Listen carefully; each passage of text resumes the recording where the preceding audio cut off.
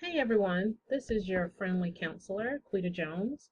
I'm coming to you today because I've been in PL discussing with teachers and other staff members about PBIS, intervention and support system that we will be hopefully fully implementing beginning fall of 2016. Currently, right now, we do have PBIS in place where teachers actually do lessons at the beginning of the year and also mid-year. However, this will enhance what is already in place. So with that being said, I would like to talk to you a little bit about what PBIS is and how we're going about actually implementing this, making it school-wide. What is PBIS? It is a 3 to 5 year process, meaning that we're developing now, but we will be ongoing for a while until we get everything the way we want it to be. All elementary and middle schools are implementing this. We are also going to get additional points for our CCRPI for becoming an official PBIS school. And we're hoping to increase our school climate score, which is basically how students feel about coming to school. This program is data driven. So the data that we receive will be from the discipline data that is inputted into Infinite Campus and also inputted into the PBIS actual data system. This system is designed where we can actually drill down exactly what we need, either by student, by location, by teacher, by non-classroom area. It can be very specific. This is also, again, as I said, it's school-wide and it's designed for discipline. It is team-based and systematic. It will be for all students, staff, and settings. And we hope that by doing this, we're going to make kids want to come to school and make it easier for you all to actually teach. Each month, the PBIS team will review goals, we'll review discipline data, and we will discuss this with you all regularly so we can make changes. Here are your team members. We have one person per grade level, a connections teacher, a gifted teacher, myself, an admin, and a paraprofessional. We are adding a special ed teacher on this team as well because we want it to be inclusive of every type of staff member we actually have here. Again, what's different about PBS? It's organized system of positive behavior. It's an organized system of discipline actions. It is clear and it's school-wide. It's not just in one teacher's location or in one area, but it will be school-wide. You all will actually be teaching the positive behavior expectations as you have been doing, but it will also be a recognition system for those kids that are doing what they're supposed to do all the time. The three major components of PBIS will be teaching, interventions, and recognition. The teaching part is that we want you all to teach it, but don't just teach it at the beginning of the school year. It will be taught along with your curriculum. So when you're talking about a specific character in a book, you can talk about that character's behavior and include the actual expectations and behaviors that we have at our school and ask the students questions about how is this person doing this or how is this person doing that. We want it to be ingrained in their brains and not just a one-shot deal that they hear periodically. Interventions, of course, when a student isn't doing what they're supposed to be doing, there will be interventions to help with that, and then recognitions for students that are doing what they're supposed to do. Here's a video by Rita Pearson, who does great staff development. She has passed away, but she will talk a little bit about how PBIS can be considered another set of roles. So if you'll watch this briefly.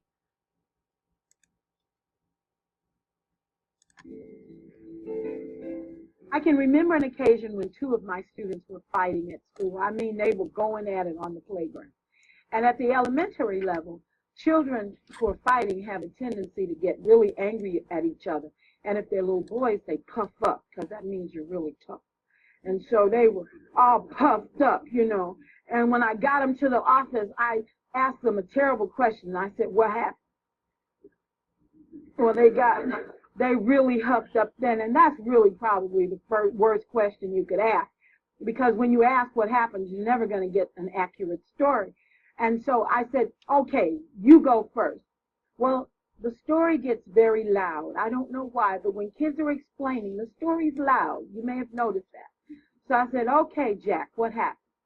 He said, well, see, we was playing. Everybody was playing. It's important to include everyone so you're not in trouble by yourself. And he said, we was kicking. Everybody was kicking. And then he kicked my cousin. And my mama said, I said, stop right there. Because I knew we were getting into a hidden rule. The mama rule. You see, there's mama law and there's public law. No law overrides mama law. Did you know that? If you didn't know, that's a hidden rule you must remember. When your mama says it, it becomes engraved in stone. So I knew what he was going to tell me. I said, your mama said if somebody hits you, hit him back, right? And he said, right. And my mama said if somebody messed with anybody in my family. I said, okay, I know the rules. Stop right there. So I asked him, I said, where does your mama work? And he forgot he was supposed to be huffed up. And he said, at the telephone company. And I asked the other little boy where his mom worked. And he said, at Prudential. He was still puffed up. And I said, okay, your mom works at the telephone company. Your mom works at Prudential. Did your mom say you could fight telephone company? Yes, ma'am. She said, bust them up. And I said, did your mom say you could fight? Yes, ma'am. She told me to defend myself. I said, all right, we got the rules straight. And they said, are we suspended? I said, absolutely, because that's my rule. If you fight at school, you get to go home for 2 days. Well, they were pretty upset with me by this time. I said, but we have to do some things first. He said, what do we have to do? I said, well, first, we're going to go to the telephone company. And their eyes got real big. Because one of the hidden rules about working is that you don't bother your parents on their job. And he said, are you going to call our mama? I said, no, I'm going to take you over there. He said, oh, no, by this time the huff and puff was gone out of both of them. I said, this is how it's going to work. First, we're going to the telephone company, and we're going to fight at the telephone company. I want you to tear up the telephone company, roll on the floor, kung fu kick, just like you were doing here. But don't hurt each other too badly, because we're going to leave the telephone company and we're going over to Prudential. We're going to fight at Prudential. You can really fight over there. That's the last stop. You can make blood, pull hair, snatch each other's clothes off. I can run you by the hospital, get anything broken, set in a cast, push your eyeball back in your head. Then you can begin serving your 2-day suspension. They said, Miss Pearson, you know we can't fight on our mama job. I said, why not? Your mama made the rules. Let's go where your mama is. They said, oh, we're dead. We're not going to make it. And they just fought. I said, go sit on the blue seats outside my office while I call your parents. Tell them we're on our way. Get some boxing strategy in place so you'll know how you're going to fight once we get there. Oh, they were so sad. They just drug out of there.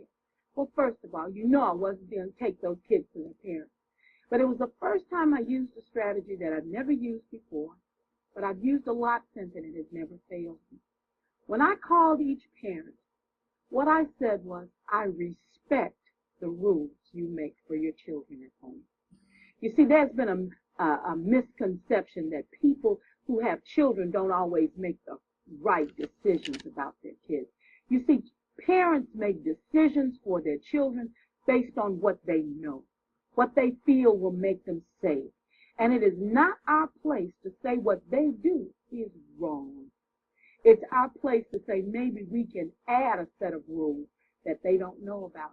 So I began both conversations by saying how much I respected their decisions that they were making for their children, and would they help me.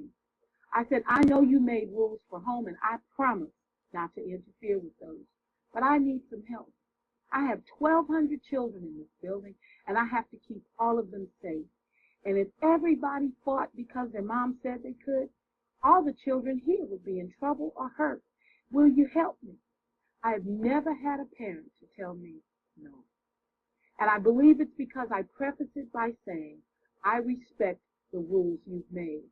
And what I give the kids, in addition to their parents, is an opportunity to develop a second set of rules. Many times, to explain this point even further, I've asked parents, would you go on your job and punch a coworker because they disagreed with you? And of course, most of them said, no way. And I asked why, and they said, we lose our job.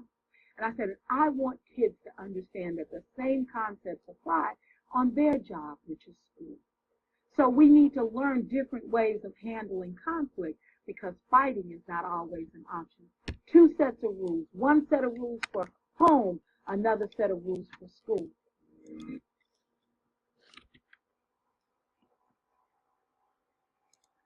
So, as Ms. Rita Pearson stated, two sets of rules. That is what PBIS rule is. We don't want to add anything on to what you're doing, but we do want to enhance what we're already doing and have an extra set of rules for our students. The 10 critical elements. These are 10 critical elements that we are using as our baseline. We have taken a survey on these, and most of these are in either established or developing.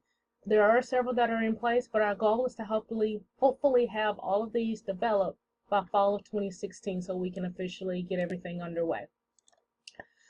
School-wide rules and expectations. This is a draft copy, and hopefully you have your copy, but we're hoping to use the theme, remember it's great to be a Viking, using the VIKING as our expectations to be used in our non-classroom areas as well as our classroom areas. So what I need for you all to do is taking a self-assessment, because we have to get school-wide input. There's an online survey that I am sending you. Once you receive the survey, you will click the link. When you first click the link, it will ask you about who you are. You will click what your actual designation is, and then you will take the survey. School-wide systems is part 1, and then the second part you will take is actually the classroom, it's the non-classroom settings. So when you get the survey, you will take the school-wide systems, read the instructions, and then you will answer the questions. There will be a question, you will answer 2 parts. If it's in place, partially in place, not in place, or if you don't know. And if you don't know, then have the don't know button. And then it's priority for improvement. So you will do that for that one, and then click on over to the non-classroom settings. Once you get through with those 2, you need to skip through the classroom systems and skip through the individual systems. You will actually come to the end of the survey, click submit, and you're done. It should take you no longer than 10 minutes maybe to get it done. We would like for all of these to be done and completed and submitted by Friday, January 15th. That gives you a week and a day to actually knock it out. Once everyone submits it, we will actually review the results with you all at a later date. Thank you for listening, and I hope you have a great day. If you have any questions, please stop by my office to ask. I ask one of your team members.